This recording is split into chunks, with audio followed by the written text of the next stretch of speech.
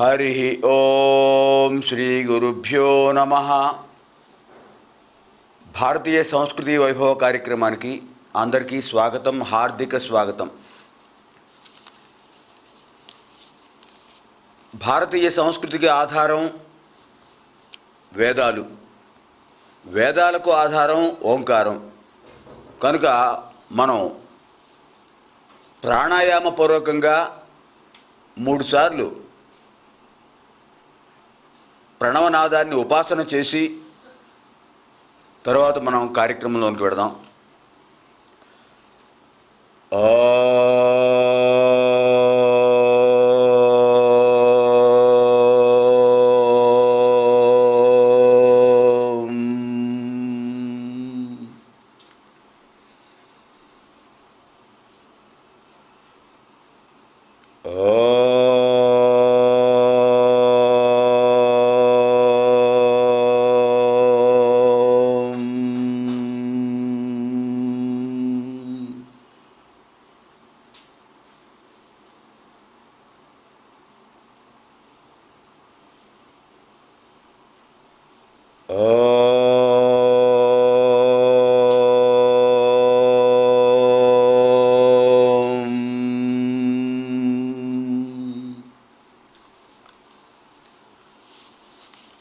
ఈ ప్రణవనాదం చేసేటప్పుడు కొన్ని నియమాలు పాటించాలి. ముఖ్యంగా ప్రాణాయామపూర్వకంగా ప్రణవనాదం చేసేటప్పుడు తప్పనిసరిగా ఆ నియమాలు పాటిస్తే మనకు ఇహ పర సౌఖ్యాలు లభిస్తాయి. ఓంకారం బిందు సంయుక్తం నిత్యం ధ్యాయంతి యోగినః కామదం మోక్షదం చైవ ఓంకారాయ నమో నమః. ప్రాణాయామపూర్వకంగా ప్రణవనాదాన్ని మనం ఉపాసించినప్పుడే మనకు కామదం మోక్షదం, కామదం ఈ లోకంలో లౌకిక జీవనానికి కావలసిన కోరికలు, అది కూడా ధర్మపూర్వకమైన కోరికలు, ఆముష్మికంలో పాంచభౌతిక దేహాన్ని విడిచిపెట్టిన తర్వాత మరో లోకానికి వెళ్ళేటప్పుడు అక్కడ కూడా మనకు తోడొచ్చేది మనకు ఆనందంగా ఆ మార్గంలో వెళ్ళటానికి అవకాశం ఇచ్చేది ఓంకారం. ప్రాణాయామపూర్వకంగా చేయటం అనేది మనం ఇంతకుముందు అధ్యాయాల్లో చెప్పుకున్నాం.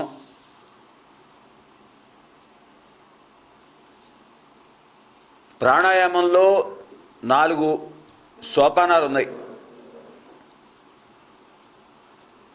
మొదటి సోపానం పూరకం, రెండవ సోపానం కుంభకం, మూడవ సోపానం రేచకం, 4వ సోపానం శూన్యకం. పూరకం గాలిని పీల్చడం, పీల్చిన తర్వాత ఒక 4-5 సెకండ్ల సమయం పాటు, అంటే 4-5 కనురెప్ప పాట్ల సమయం పాటు ఆపటం కుంభకం. రేచకం దాదాపు 12 మాత్రాకాలాలు, అంటే 12 సెకండ్ల సమయం, 12 కనురెప్ప పాట్ల సమయం జరుగుతుంది. మన ఓంకారాన్ని ఉచ్చరించడం రేచకంలోనే చేస్తాం. రేచకం అయిపోయిన తర్వాత శూన్యకంలో మళ్ళీ ఒక 2, 3, 4 అవకాశాన్ని బట్టి 2, 3, 4 మాత్రాల కాలంలో శూన్యకంలో ఉంచాలి, గాలి ఏమీ లేకుండా. అందుకోసం మనం ఆ నియమం పాటించాలి. అంతేగాని ఏదో మొక్కుబడికి చేస్తూ ఓంకారం చేసేసి వెంటనే మళ్ళీ వెంటనే ఓంకారం చేయడం పద్ధతి కాదు. అది ప్రాణాయామపూర్వకం కాదు. కనుక ఒకసారి ఓంకారం చేసిన తర్వాత కొంతసేపు ఆపండి. ఒకసారి పూరకం చేసిన తర్వాత కొంతసేపు ఆపండి. పూరకం చేసేటప్పుడు కూడా ఓంకారాన్ని మనసులో ధ్యానం చేసుకోవచ్చు. ఈ ఓంకారం అనేది 4 ఆవృత్తులను 4 సోపానాలను జరుగుతూనే ఉంటుంది. కాకపోతే రేచకంలో మాత్రమే ఆ ఓంకారం పైకి వినిపిస్తుంది, బయటికి వినిపిస్తుంది. మిగతా 3 సోపానాల్లో మనస్సులోనే ఓంకారం కొనసాగుతూ ఉంటుంది. కుంభకంలోనూ ఓంకారం, రేచకంలోనూ ఓంకారం బహిర్గతం అవుతుంది, శూన్యకంలో ఓంకారం అంతర్గతం, మళ్ళీ పూరకంలో కూడా ఓంకారం అంతర్గతం. ఈ విధంగా చేయడానికి మనకు సమయం 5-6 సెకండ్లు ఇటు, కుంభకంలో 4 సెకండ్లు, రేచకంలో 12 సెకండ్లు, తర్వాత శూన్యకంలో 4 సెకండ్లు, సుమారు 23-24 సెకండ్లు పడుతుంది. మనం సుదీర్ఘంగా ఇంటి దగ్గర అభ్యాసం చేసేటప్పుడు అర నిమిషం అంటే 30 సెకండ్ల పాటు ప్రాణాయామం చేసుకోవచ్చు. అలా 30 సెకండ్ల పాటు చేస్తేనే మనం ప్రాణాయామం చేసినందువల్ల ప్రయోజనం. దీనివల్ల రక్త ప్రసరణ సమానంగా జరుగుతుంది, ఏకాగ్రత పెరుగుతుంది, మానసిక ప్రశాంతత కలుగుతుంది, భగవద్ అనుగ్రహం కలుగుతుంది. అందుకనే కామదం మోక్షదం అని చెప్పడానికి కారణం. కనుక భారతీయ సంస్కృతి వైభవ కార్యక్రమ సందర్శకులందరికీ కూడా మరోసారి మనం ఏంటంటే, మీరు ఓంకారాన్ని ఉపాసించండి, పిల్లల చేత కూడా అభ్యాసం చేయించండి. దానివల్ల ఎన్ని ప్రయోజనాలు మీకే తెలుస్తుంది. అది అనుభవైక వేద్యం. ఈ ప్రయోజనాలు కలుగుతాయని నేను కొన్ని మాత్రమే చెప్తున్నాను, నా అనుభవగతమైనవి. మీ అనుభవగతంలో ఇంకా ఎన్నో అనుభవాలు వస్తాయి. కనుక వీటిని అన్నింటినీ దృష్టిలో పెట్టుకుని ఓంకారం వేదాలకు ప్రథమాక్షరం, బీజాక్షరం, మంత్రపూర్వకమైనది. అకార ఉకార మకారాలు త్రిమూర్త్యాత్మకం, త్రిగుణాత్మకం, త్రిశక్తి సమన్వితం, త్రిదోష పరిహారం, అన్ని ప్రయోజనాలు దీనికి ఉన్నాయి. మళ్ళీ ఒకసారి ఓంకారం ప్రణవనాదాన్ని ప్రాణాయామపూర్వకంగా ఎలా చేస్తున్నానో ఒక్కసారి పరిశీలించండి.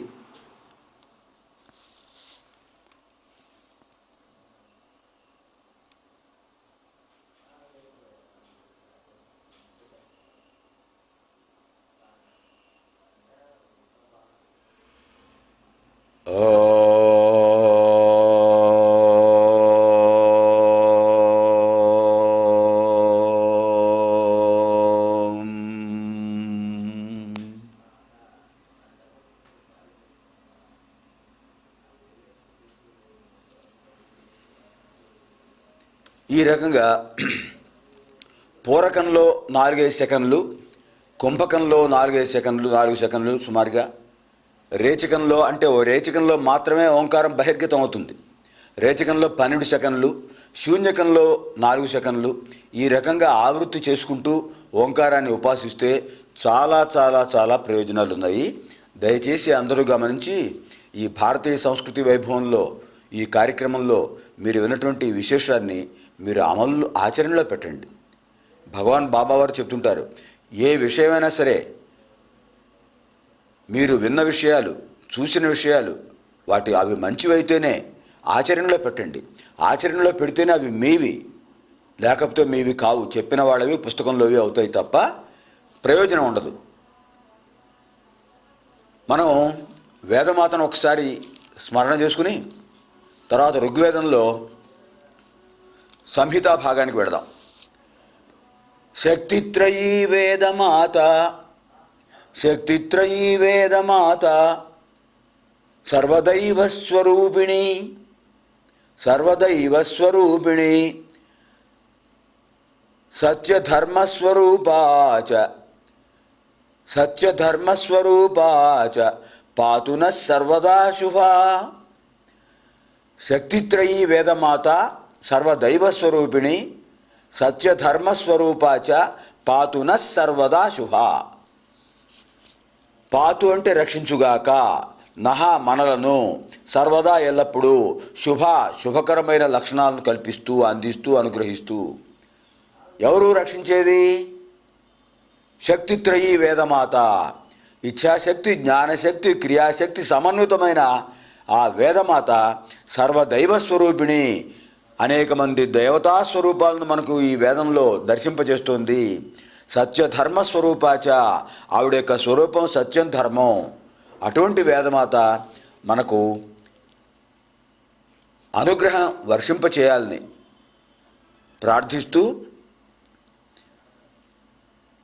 మనకి రోజు కూడా శక్తిత్రయాన్ని ఆమె కల్పించాలి. సంకల్ప వికల్పాలే ఇచ్ఛాశక్తి. ఆ సంకల్పాన్ని నెరవేర్చుకోవడానికి ఏ విధిని విధానాన్ని అనుసరించాలో తెలుసుకోవడం జ్ఞానశక్తి. మనస్ఫూర్తిగా మనం సంకల్పించిన కార్యక్రమాన్ని ఆచరించటం క్రియాశక్తి. ఈ మూడు శక్తులు లేనిదే మనకు దైనందిన కార్యక్రమాలు ఏవి జరగవు. వీటిని ఇచ్చేది అమ్మవారు. శరన్నవరాత్రాల్లో అమ్మవారిని 9 రూపాయలుగా మనం ఆరాధించాం. ఎంత గొప్ప విశేషం అది. బాలా త్రిపుర సుందరిదేవి, గాయత్రీదేవి, అన్నపూర్ణాదేవి, తర్వాత సరస్వతీదేవి, లలితా పరాభట్టారిక,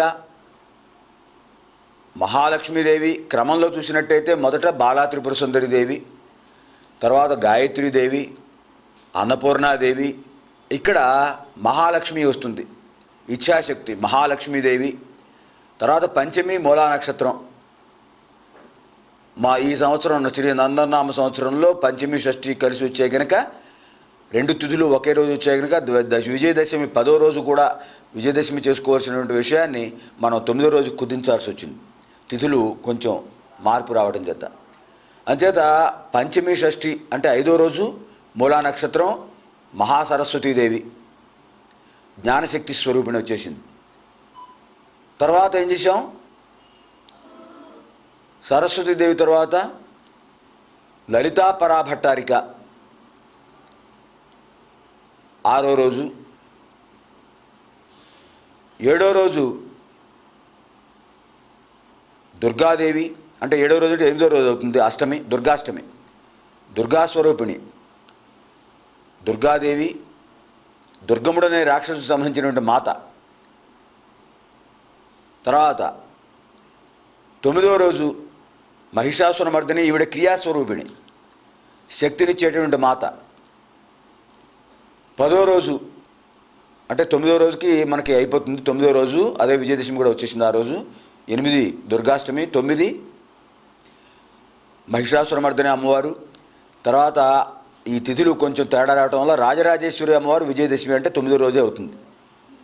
ఈ విధంగా మనకి ఆ దశ రూపాల్లో నవదుర్గా స్వరూపిణి, దశవిధ మాతా స్వరూపిణి ఆ అమ్మవారిని ధ్యానించాం. ఆ అమ్మవారి అనుగ్రహం ఎంతమంది స్వరూపాలు ఉన్నా కూడా మనకు ముఖ్యమైన స్వరూపాలు 3. గంగా, భవానీ, గాయత్రి, కాళీ, లక్ష్మీ, సరస్వతి, రాజరాజేశ్వరి, బాల, శ్యామల, లలితా దశ. హయగ్రీవ స్వామి అగస్త్య మహర్షికి ఉపదేశించాడు, లలితా సహస్రనామావళి పూర్తిగా మీరు చదవడానికి ఓపిక తీరిక లేకపోయినా ఈ 10 నామాలు రోజు స్మరించుకోండి, ఆ అమ్మవారి యొక్క అనుగ్రహాన్ని పొందండి అని చెప్పారు ఆయన. అందుకని ఈ శ్లోకం రోజు చదువుకుంటే చాలా చాలా ఉపయోగం. అటువంటి అమ్మవారికి నమస్కారం చేస్తూ ఇచ్ఛాశక్తి, జ్ఞానశక్తి, క్రియాశక్తి స్వరూపుడైన వేదమాత మనకు ఆయురారోగ్య సంపదలను అనుగ్రహించాలని ప్రార్థిస్తూ మనం ఋగ్వేదంలో మొదటి అష్టకంలో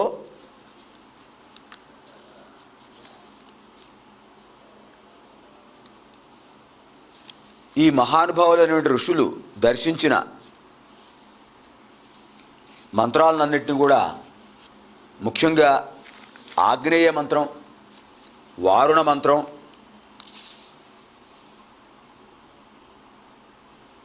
అశ్విని దేవతల మంత్రం, విశ్వే దేవతల మంత్రం, ఈ మంత్రాలను మనం దర్శించాం ఇంతకుముందు అధ్యాయంలో. ఇప్పుడు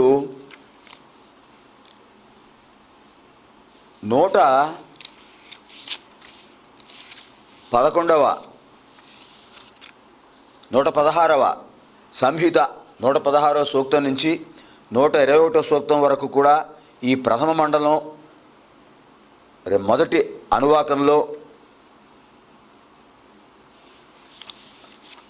ప్రథమ మండలం ప్రథమ అష్టకంలో మనం 17, 18 అనువాకాల్లో మంత్రాలను చదువుతున్నాం. ఆ మంత్ర అధిదేవతలను కూడా గ్రహిస్తున్నాం. ఇందులో ఋషి కక్షీవంతుడు, ఈ మంత్రాలను దర్శించినటువంటి మహర్షి కక్షీవంతుడు.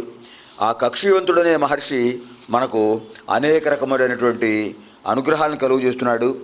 ఆయన అశ్విని దేవతలనే కాకుండా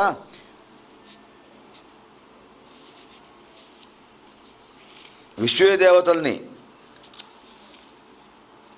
పశ్చిమ దిగధిపతి అయినటువంటి వరుణుణ్ణి మనకు దర్శింపజేస్తున్నాడు ఆయన.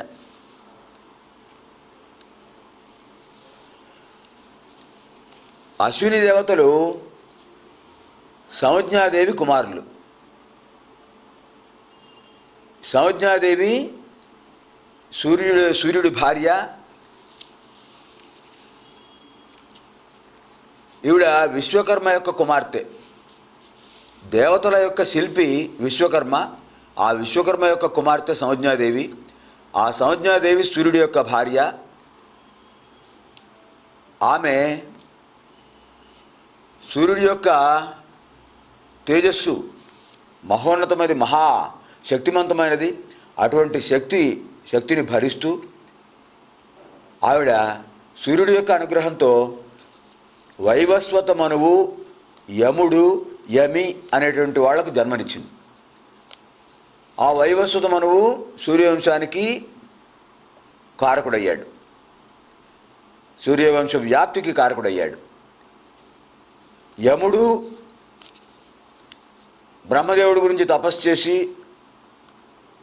తర్వాత పరమేశ్వరుని ఉపాసించి పరమేశ్వరుడి యొక్క అనుగ్రహంతో దక్షిణ దిక్కుకు అధిపతి అయ్యాడు. ఆయనతో పాటు కవల పిల్లలుగా జన్మించినటువంటి యముడు, యమి ఇద్దరు ఒకేసారి జన్మించారు. యమి అంటే యమున.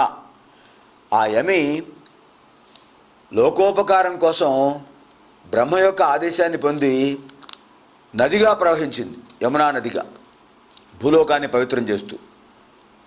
తర్వాత ఆవిడ ఏం చేసిందంటే, ఈ తల్లి సంజ్ఞాదేవి సూర్యభగవానుడి యొక్క తేజస్సును భరించలేక భూలోకానికి వచ్చేసింది. ఇంతకుముందు అనుకున్నాం, దేవతలు కూడా భూలోకంలో ఉండటానికే కోరుతూ ఉంటారట. ఎందుకంటే సమస్త యజనాలు, దీక్షలు, వ్రతాలు, పూజలు, తపస్సులు అన్నీ చేసుకోవడానికి వీలైనది భూమి, ధరణీమాత. అటువంటి శక్తినిస్తోంది ధరణీమాత. అందుకోసం వాళ్ళు ఇక్కడికి వచ్చి తపస్సు చేస్తుంటారు. అది భూలోక వైభవం. ఆ విధంగా సంజ్ఞాదేవి భూలోకానికి వచ్చి ఆవిడ కామరూపిణి కనుక అశ్వరూపంలో తిరుగుతోంది. ఆ అశ్వరూపంలో తిరుగుతూ సూర్యభగవానుడి మీదే దృష్టి ఉంచుకుంది. ఇక్కడ ఉన్నా కూడా ఆవిడ దృష్టి అంతా కూడా భర్త మీదే. భార్యాభర్తల అనురాగం అట్లా ఉంటుంది. భర్త ఎక్కడ ఉన్నా, ఏదో కార్యార్థం ఏ దేశానికి వెళ్ళినా, ఎక్కడికి వెళ్ళినా, ఏ ప్రాంతానికి వెళ్ళినా భార్య దృష్టి ఆయన మీదే ఉంటుంది. ఆయన అక్కడ ఉన్నా కూడా తన దృష్టి భార్య మీదే పెట్టుకుంటాడు. భార్యాభర్తల సంబంధం ఈ లోకానికి ఇప్పటిది కాదు. అది బ్రహ్మదేవుడి యొక్క విధి లిఖితం వల్ల, బ్రహ్మదేవుడి యొక్క అనుగ్రహంతో కలిగే బంధం, అనురాగ బంధం. ఆ విధంగా వీళ్ళిద్దరూ కూడా, సంజ్ఞాదేవి అశ్వరూపంలో ఉన్నా కూడా ఆ సూర్యభగవానుడి మీదే దృష్టి పెట్టుకుని ఉండటం వల్ల ఆవిడకి ఇద్దరు పిల్లలు జన్మించారు. అశ్వరూపంలో ఉన్న సంజ్ఞాదేవి యొక్క పుత్రులు అయ్యారు కనుక అశ్విని దేవతలు అన్నారు. ఈ అశ్విని దేవతలు, అందులో మొదటివాడు పేరు, వీడిద్దరు కవల పిల్లలు, తల్లిని బట్టి అశ్విని దేవతలను పేరు వచ్చింది. కానీ మొదటివాడికి అసలు పేరేంటి నాసత్య, రెండోవాడు దసరహ. ఈ నాసత్య, దసరహ అనే ఇద్దరు కూడా అటు తల్లి యొక్క విశిష్టమైన లక్షణాలు వారసత్వంగా పొందారు, తండ్రి యొక్క తేజస్సును, ఆరోగ్య ప్రదాయక శక్తిని వారసత్వంగా పొందారు. ఎందుకు కారణం? ఆరోగ్యం భాస్కరాదిచ్చేత్. ఇది శాస్త్రవచనం. ఆరోగ్యం భాస్కరాదిచ్చేత్. మనకు ఆరోగ్యం కావాలంటే భాస్కరుని ఉపాసించాలి, సూర్యోపాసన చేయాలి, ఆదిత్య హృదయం చదవాలి. కనుక అశ్విని దేవతలు తమ తండ్రి యొక్క లక్షణమైనటువంటి ఆరోగ్య ప్రదాయక శక్తిని పొందారు. పొంది వాళ్ళు దేవతలకి ఒక విశేషం ఏంటంటే, మనలాగా బాల్యం, కౌమారం, యవ్వనం ఈ దశలన్నీ నెమ్మదిగా గడుస్తూ వెళ్ళరు. వాళ్ళకు ఒక్కసారిగా వాళ్ళు ఏ అవస్థ కావాలంటే బాల్యావస్థ, మరి కౌమారావస్థ, యవ్వనావస్థ, అంతవరకే 3 దశలు వాళ్ళకి. అందుకనే దేవతలకు త్రిదశులు అని పేరు. త్రిదశులు 3 దశలు మాత్రమే. బాల్యదశ, కౌమార దశ, యవ్వన దశ 3 దశలే వాళ్ళకు ఉంటాయి. అటువంటి మహానుభావులు వాళ్ళు. ఆ అశ్విని దేవతలు ఒక్కసారిగా యవ్వన స్థితికి వచ్చారు. వచ్చిన తర్వాత తల్లితో చెప్పారు, అమ్మా తండ్రి గారి దర్శనం చేసుకుని మేము లోకోపకారార్థం మా ధర్మాన్ని మేము నిర్వర్తిస్తాం అని చెప్పారట. ఇక్కడ మనకి ఋగ్వేద వ్యాఖ్యానకర్త అయినటువంటి విద్యారణ్య స్వామిలో ఏం చెప్తున్నారంటే, ఈ అశ్విని దేవతలు అశ్వానికి ఎంత వేగం ఉంటుందో దాన్ని మించిన వేగంతో, అంతకంటే ఉత్సాహంతో లోక సంచారం చేస్తుంటారు. యజనాలు చేసేటప్పుడు ఆ ఋగ్వేదం, యజుర్వేదం, సామవేదం, అథర్వణ వేదం 4 వేదాలు, 4 వేదాల మంత్రాలు చదివేటటువంటి నలుగురికి, అలాగే యజ్ఞాన్ని నిర్వహిస్తున్నటువంటి యజమానికి అందరికీ కూడా ఆరోగ్యం కలిగిస్తూ వాళ్ళకి ఎటువంటి ఆటంకాలు కలగకుండా ఆ మంచి కార్యక్రమాల్లో శక్తినిస్తుంటారు. అంతేకాదు, అడిగినా అడగకపోయినా ఆ అశ్విని దేవతలు అందరికీ ఆరోగ్యాన్ని ఇస్తుంటారు. ఆరోగ్యాన్ని ఇస్తూ, ఆ ఆరోగ్యం 2 రకాలుగా ఉంటుంది, మానసిక, శారీరక. అటువంటి 2 ఆరోగ్యాలని వాళ్ళు కల్పిస్తున్నారు. కల్పిస్తూ అశ్విని దేవతలు వాళ్ళు సార్థక నామధేయులై అశ్వము వలె ఉత్సాహంతో, శక్తిని పొంది వాళ్ళు ఇలా అందరికీ ఇస్తున్నారు. అలాగే వీళ్ళు ఉపమన్యుడు అనే ఋషికుమారుడికి కూడా అతనికి నేత్ర ప్రదానం చేశారు. అది ఇంతకుముందు అధ్యాయాల్లో చెప్పుకున్నాం. ఆ ఉపమన్యుడు గురువు యొక్క ఆజ్ఞను అనుసరించి వెళ్ళాడు. వెళ్ళి ఆ అడవిలో అంధుడయ్యాడు కొన్ని కారణాల వల్ల. అది మళ్ళీ కథా విస్తరభీతి అవుతుంది. ఎక్కువగా విస్తారంగా చెప్పుకుంటే అది. అందుకని ఆ విధంగా ఉపమన్యుడు స్తోత్రం చేస్తే ఆ ఋషికుమారుడికి వీళ్ళు నేత్ర ప్రదానం చేశారు. అంతేకాదు, వీళ్ళు ఆత్మజ్ఞాన ప్రదానం కూడా చేసేటువంటి శక్తి గల వాళ్ళట. ఆత్మజ్ఞానాన్ని కూడా ఇచ్చేవాళ్ళు ఈ అశ్విని దేవతలు. దివ్య స్వరూపం కలవాడు దేవతలు. దివ్యతే ఇది దేవః.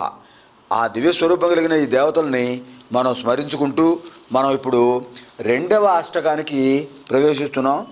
ఈ 2వ అష్టకంలో ఈ కక్షివంతుడనే ఋషి, ఇక్కడ కూడా ఆ ఋషి ప్రతి మంత్రంలో కూడా ఆ మంత్రాల సముదాయం సూక్తం. ఆ సూక్తం ఏ ఛందస్సులో ఉంది, ఆ సూక్తాన్ని దర్శించిన మహర్షి ఎవరు, ఆ సూక్తానికి అధిదేవత ఎవరు, ఈ సూక్తం దేనికి వినియోగం చేస్తున్నాం, ఆ మంత్రాన్ని చదువుతూ ఏ ప్రయోజనాన్ని పొందాలనుకుంటున్నాం, అది వినియోగం. ఈ రకంగా మనం 4 కూడా చెప్పుకుంటున్నాం. ఇక్కడ ఓం సతామనంతిమా యువోనధీరా ప్రజాదేవానాం ప్రథమా ధ్రువాణి వరోదసి అద్రుహ వేద్యాభిర్న పర్వతాని సమేత స్థివాంసః. ఇది విశ్వే దేవతలకు సంబంధించినటువంటి 122వ సూక్తం. దీనికి అధిదేవతలు విశ్వే దేవతలు. ఇది త్రిష్టుప్ ఛందస్సులో ఉంది. గాయత్రి ఛందస్సు, అనుష్టుప్ ఛందస్సు, త్రిష్టుప్ ఛందస్సు, ఇలా 7 రకాల ఛందస్సులు మనకి ఋగ్వేదంలో పరిచయం చేస్తున్నారు మహర్షులు. అటువంటి ఈ త్రిష్టుప్ ఛందస్సులో ఉన్న ఈ మంత్రాన్ని, దీనికి మంత్రార్థాన్ని మనం తర్వాత చెప్పుకుందాం. మనకి ఒక్కసారి సంస్కృత భాష పరిచయం కూడా మనం చేసుకుంటున్నాం కనుక దివ్యాం భవ్యాం సుబోధాం చ శుద్ధాం అర్థప్రదాయినీం జననీం బహుభాషాణం వందే గీర్వాణ భారతీం. ఇంతకుముందు అకారాంత రామశబ్ద, ఇకారాంత పుంలింగ హరిశబ్ద, ఉకారాంత పుంలింగ గురుశబ్ద చెప్పుకున్నాం. వీటిలో తర్వాత వచ్చేటటువంటిది ధాతృశబ్ద. ఇవన్నీ కూడా ఒకసారి పరిశీలించినట్లయితే పుంలింగ పదమైనటువంటి అకారాంతమైనటువంటి రామశబ్దానికి రాముడు అర్థం, ఇకారాంత పుంలింగమైనటువంటి హరిశబ్దానికి విష్ణువు అని అర్థం, ఉకారాంత పుంలింగ గురుశబ్దానికి గురువు అని అర్థం. ఈ పద్ధతిలో మిగతా శబ్దాలు కూడా వస్తాయి. రామశబ్దం పూర్తిగా చెప్పిన తర్వాత ఏం చెప్తాం? ఏవం కృష్ణ గోవింద ముకుంద శివ నిలయ వృక్ష ఇత్యాదయ అంటున్నాం. ఉదాహరణకి శివశబ్దం చెప్పుకుందాం. శివ శివౌ శివా ప్రథమా విభక్తి, హే శివ హే శివౌ హే శివా సంబోధన ప్రథమా విభక్తి, శివం శివౌ శివాన్ ద్వితీయా విభక్తి, శివేన శివాభ్యాం శివై తృతీయా విభక్తి, శివాయ శివాభ్యాం శివేభ్య చతుర్థ విభక్తి, శివాత్ శివాభ్యాం శివేభ్య పంచమ విభక్తి, శివస్య శివయో శివానాం షష్ఠే విభక్తి, శివే శివయో శివేషు సప్తమ విభక్తి. ఈ రకంగా మిగతా శబ్దాలు కూడా పరిచయం చేసుకున్నాం. హరి ఓం సహనావతు సహనౌ భునక్తు సహ వీర్యం కరవావహై తేజస్వినావధీతమస్తు మా విద్విషావహై. ఓం శాంతి శాంతి శాంతి. అసతో మా సద్గమయ తమసో మా జ్యోతిర్గమయ మృత్యోర్మా అమృతం గమయ. ఓం శాంతి శాంతి శాంతి.